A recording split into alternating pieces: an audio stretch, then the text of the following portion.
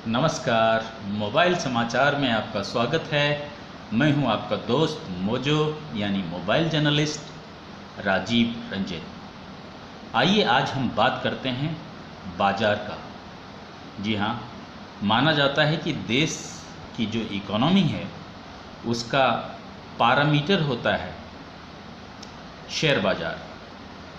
अगर इस पैरामीटर को हम देखते हुए चलें तो हमें लगेगा कि अब सब कुछ पटरी पे आता हुआ दिख रहा है, क्योंकि शेयर बाज़ार लगातार नई ऊंचाइयां छूते जा रहा है।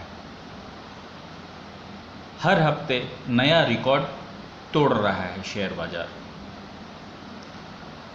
अब तक कुछ लोगों का तो ये भी कहना है कि शेयर बाज़ार की जो रफ्तार है उसे देखते हुए लगता है कि आने वाले दिनों में बहुत तेज सुधार भारतीय इकोनॉमी में देखने को मिलेगा।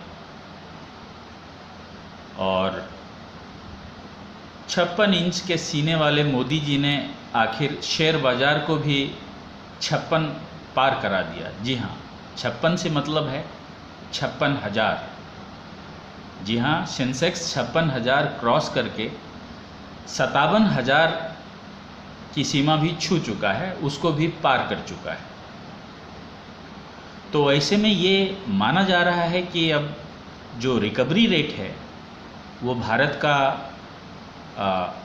बहुत तेज़ी से सुधरेगा।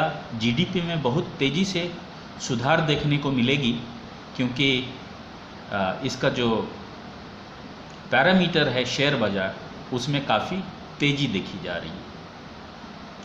लेकिन अगर इसके दूसरे पक्ष को हम जानें, जो निवेश गुरु हैं दुनिया के सबसे बड़े वॉरेन बफे, उनका कहना है कि ये सिद्धांत है कि जीडीपी और मार्केट कैपिटलाइजेशन इसका रेशियो सेम होना चाहिए, तभी वो बाज़ार अस्थाई, टिकाऊ और निरंतर ग्रोथ करने वाला माना जाता है।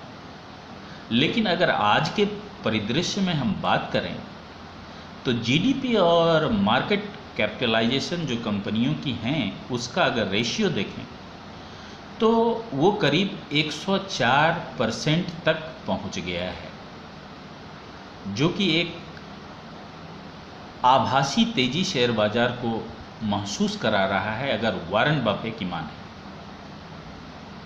अब तक सबसे हाईएस्ट ये जो रेशियो था, अगर एक ब्रोकरेज फर्म के अनुसार ये 79% तक इसका रेशियो गया था, लेकिन अब स्थिति ये है कि ये 104% पे पहुंच गया है।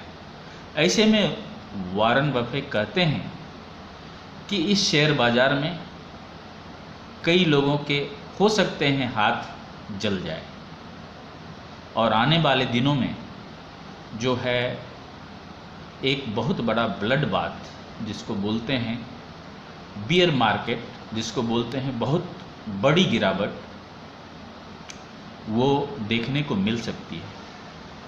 क्योंकि ये स्वाभाविक है, जब गाड़ियाँ नहीं बिक रही, जब फैक्ट्री के प्रोडक्ट नहीं बिक रहे, जब दूसरे कोरोना वेव में इतनी तहस नहस हो गई इकोनॉमी, तीसरा कोरोना वेव की अभी आशंकाएं जारी हैं, इसके बावजूद कंपनियों के शेयर ताबड़तोड़ आगे बढ़ते जा रहे हैं। तो इसमें कहीं कोई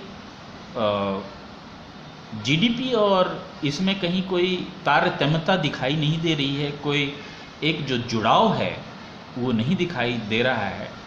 ऐसे में कई जानकार मानते हैं कि ये शेयर बाज़ार अभी इससे थोड़ा दूर रहने की ही ज़रूरत है।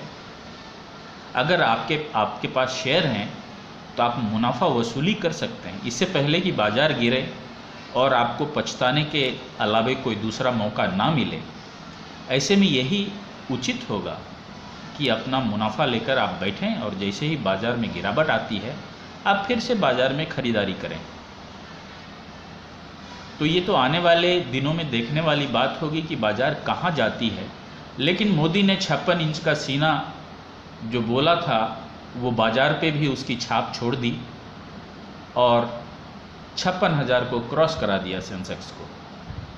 तो हमें लगता है बाज़ार से जुड़ी ये जानकारी आपको पसंद आई होगी। अगर आपको ये जानकारी अच्छी लगी तो प्लीज़ मोबाइल समाचार को लाइक कीजिए, सब्सक्राइब कीजिए और अपने दोस्तों को भी बताइए, शेयर कीजिए इसे। नमस्कार।